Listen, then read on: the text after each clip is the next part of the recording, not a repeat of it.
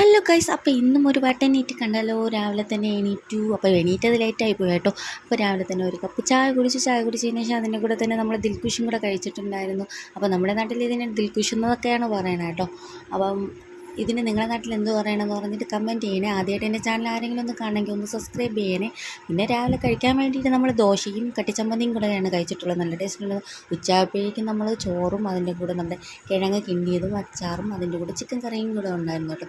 ഉച്ചയ്ക്കാണെങ്കിൽ അങ്ങോട്ട് നല്ല പണിയൊക്കെ ഉണ്ടായിരുന്നു. പിന്നെ അതൊക്കെ കഴിഞ്ഞ് വന്നിട്ടാണ് നമ്മൾ കഴിച്ചത് കേട്ടോ. അപ്പോൾ കഴിക്കാൻ തന്നെ ലേറ്റായിപ്പോയി. അത് കഴിഞ്ഞിട്ട് എനിക്കാണെങ്കിൽ ഒരു മധുരം കഴിക്കണം തോന്നിയിട്ട് ഞാൻ 2 മുട്ടായി കിട്ടിയിട്ടുണ്ടായിരുന്നു. പിന്നെ അതും കൂടെ കഴിച്ചിട്ടുണ്ടായിരുന്നു. ഈ 2 മുട്ടായി നല്ല ടേസ്റ്റ് ഉണ്ടായിരുന്നു കേട്ടോ.